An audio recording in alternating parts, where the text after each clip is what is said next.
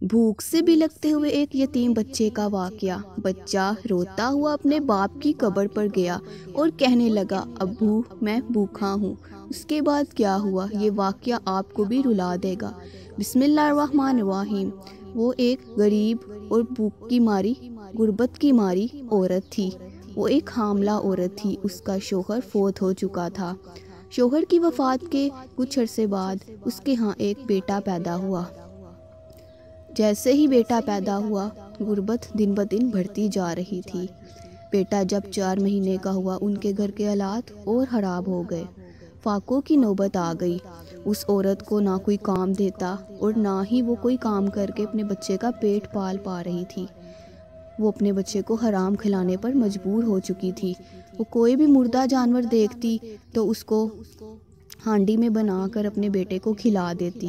اس کے علاوہ اس کے پاس اور کوئی راستہ نہیں تھا۔ گھر کے حالات اتنے خراب ہو چکے تھے کہ فاقوں کی نوبت آ گئی۔ وہ بچہ بھوک کی حالت میں تڑپتا بلکتا ماں سے بھی دیکھا نہ جاتا۔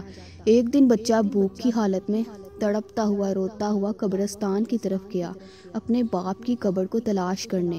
وہ اکثر اپنی ماں کے ساتھ قبرستان جایا کرتا تھا۔ اس کی ماں اکثر اس کو اپنے ساتھ قبرستان لے کر جاتی تھی۔ اس دن بچہ اکیلا ہی قبرستان چلا گیا اور جا کر اس نے اپنے باپ کی قبر تلاش کی اور اپنے باپ کی قبر تلاش کر کر اس کی قبر کے سرہانے بیٹھ گیا اور زاروں زار رو کر کہنے لگا، ابو میں 2 دن کا بھوکا ہوں۔ اور رونے لگا اور اپنے ابو سے ڈھیر ساری اپنے دل کی باتیں کرنے لگا۔ اتنے میں حضرت عیسیٰ علیہ السلام کا وہاں سے گزر ہوا۔ انہوں نے بچے کو زاروں زار روتے، تڑپتے بلکتے، التجائیں کرتے دیکھا تو وہ معصوم بچے کے پاس آئے اور بولا کہ بیٹا، کیا میں تمہارے باپ کو کچھ دیر کے لیے زندہ کر دوں؟ کیا تم اس سے باتیں کرنا چاہتے ہو؟ بچے نے بولا، جی ضرور۔ حضرت عیسیٰ علیہ السلام نے وہاں 2 رکعت نفل ادا کیے اور اللہ تعالیٰ کے حکم سے مردے کو قبر سے نکال کر زندہ کر دیا۔ مردہ قبر سے کلمہ پڑھتا ہوا نکلا۔ اس کے چہرے پر نور ہی نور تھا۔ ایسے لگ رہا تھا کہ اس کی قبر میں جنت کی ہوائیں اور جنت کی کھڑکیاں کھلی ہوئی ہیں۔ وہ ایک نیک سیرت انسان تھا۔ اس کی قبر سے جنت کی خوشبو آ رہی تھی۔ جیسے ہی وہ قبر سے نکلا تو اس نے اپنے بیٹے سے بولا، بیٹا میں نے تمہاری ساری باتیں سن لی ہیں، تمہاری ساری فریاد سن لی ہے۔ بیٹا میری ایک بات، میری ایک نصیحت ہمیشہ یاد رکھنا، غربت میں سکون ہی سکون ہے۔ جو سکون غربت میں ہے وہ امیری میں نہیں ہے۔ غربت کا سکون ہمیں آخری دنیا میں بھی سکون دے گا، اور جو امیری کا سکون ہے وہ صرف اس دنیا تک کا ہی ہے۔ بیٹا غربت میں جو سکون ہے وہ امیری میں نہیں۔ دنیا کی زندگی 4 دن کی ہے، اس کے بعد ہم سب نے اس دنیا سے چلے جانا ہے۔ ہمیں اپنی آخری دنیا کو سنوارنا ہے، اور اس آخری دنیا کو سنوارنے کے لیے ہمیں یہ دنیا غربت میں گزارنی ہے، کیونکہ غربت میں ہی سکون ہے۔ ادھر ہم غربت میں گزاریں گے تو ادھر ہمارا رب ہمیں اس کا ڈھیر سارا صلہ اور پھل دے گا۔ بیٹا میں نے بھی اپنی ساری زندگی غربت میں ہی گزاری ہے۔ میں فاقوں کی نوبت آ جاتی تھی۔ 4 دن میں فاقے کرتا تھا۔ ایک ٹائم کی روٹی ملتی تھی تو دوسرے ٹائم نہیں ملتی تھی۔ میں اللہ کا شکر ادا کرتا تھا۔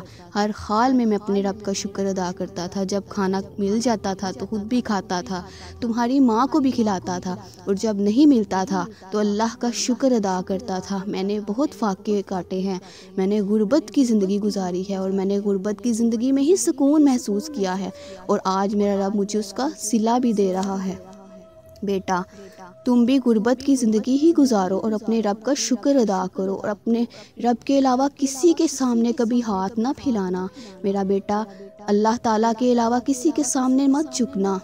جو مانگو اللہ سے مانگو، اللہ کے سوا کبھی کسی سے کچھ نہ مانگنا۔ جاؤ بیٹا، جا کے غربت کی زندگی گزارو اور اس میں سکون تلاش کرو۔ یہ کہتے ہوئے مردہ قبر کے اندر دوبارہ جا کر سو گیا۔ سبحان اللہ۔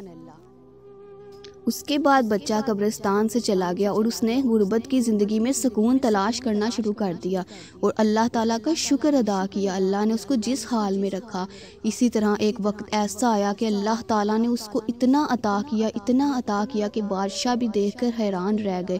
اس نے صبر و شکر سے اپنے باپ کی اس نصیحت پر عمل کیا اور غربت میں سکون تلاش کیا، اور ہر حال میں اپنے رب کا شکر ادا کیا اور رب کی رضا میں راضی رہا۔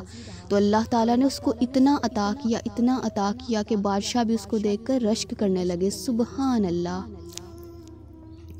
اللہ تعالیٰ فرماتا ہے کہ تم درخت کے پتوں کے برابر بھی گناہ کر کے میرے پاس توبہ کرنے آؤ تو میں تمہارے گناہوں کو معاف کر دوں گا، سوائے ان 2 گناہوں کے۔ ان 2 گناہوں کی مجھ سے معافی کی کوئی امید مت رکھنا۔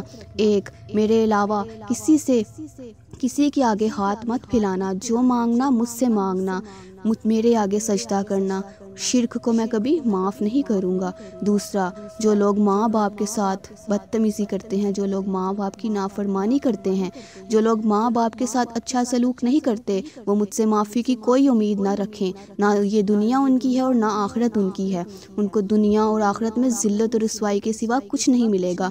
ان 2 گناہوں کی میرے پاس کوئی معافی نہیں ہے۔ اللہ تعالیٰ ہم سب کو ان گناہوں سے بچنے کی اور اچھی اور نیک کام کرنے کی اور اللہ کے راستے پر چل کر صبر اور شکر کے ساتھ زندگی گزارنے کی توفیق اور ہمت عطا فرمائے۔ آمین ثم آمین۔ اس ویڈیو کو جتنا ہو سکے شیئر کریں، کیا پتہ کسی کے دل پر اثر کر جائے اور اس کا ثواب مجھے اور آپ سب کو پہنچے۔ بے شک please subscribe my channel and like and share my videos. ملتے ہیں مزید اچھی ویڈیوز کے ساتھ، تب تک کے لیے اللہ آپ کا حافظ و نگہبان۔ خوش رہیے، خوشیاں بانٹیے۔